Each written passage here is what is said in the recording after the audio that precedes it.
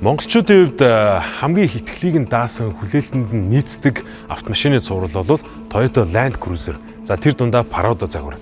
14 жилийн дараа энэхүү загвар маань бүрэн шинжлэгдэж Land Cruiser 250-ыг гаргасан нь монголчуудын төдийгүй дэлхийн жолооч нарын хүлээлтийг нь давсан гайхалтай загвар болж чадсан юм а. Өнөөдөр бид бүхний ард Land Cruiser 250 загварын мэд болон хай гэсэн загварыг зогсож байна. Бидэд өнөөдөр энэ загварын талаар танилцуулах болно.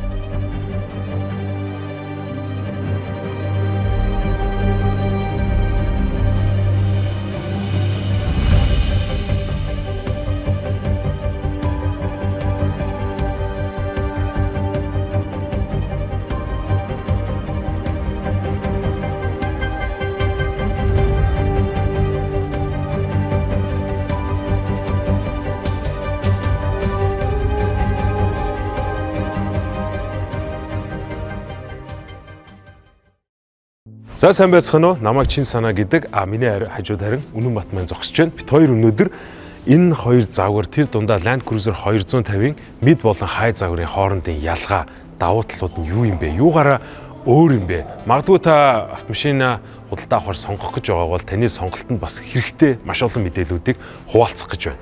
Тэр хоёулаа ерөөсөө гаднах энэ юунаас эхлэдэг. Одоо ингээ харахаар гадна талаас бол хоёр загвар маань төдийлний ялгаагүй юм шиг харагдаж байна. Гэхдээ нарийн өөрчлөлтүүд байх шиг байна. Тэгэлгүй яах вэ? За гадна загварын тухайд бол ерөнхийдөө roof rail буюу ачааны мөр маань өөр болж орж ирсэн байгаа. Өөр гэдэг нь юугаар өөр гэхээр мэд загвар дээр маань байхгүй, хай загвар дээр маань байгаа.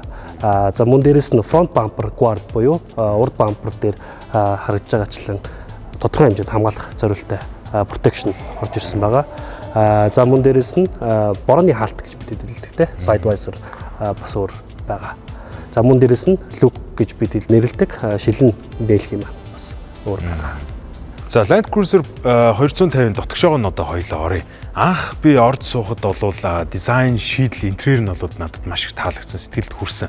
Яагаад тэгэхээр тэр бүх функц технологиудын ингээд шийдлүүд нь маш зөв санагдсан л та. Орчин үеийн машинууд бол ихэнх нь ингээд точтой болсон, ингээд машин барьж байхдаа заавал тэр лүгөө харж иж точоод ардаг гэдэг ч юм уу. Тим зүйлсүүд нь ихсээд ирэхээр надад амар тухгүй санагддаг. Эсэргээрээ дардаг, эргүүлдэг тим товчлууруудаараа ихэнхийн шийдэж өгсөн. Гэхдээ технологийн дэвшлүүдийг бас яг тунганд харуулад аюу гой байршуулж өгсөн нь жолоочд нэг талаараа авж байгаа мэдрэмж нь яг тийм кайфтай, хоёрдугаарт аюулгүй байдлаас аюу зүв санагдсан л та.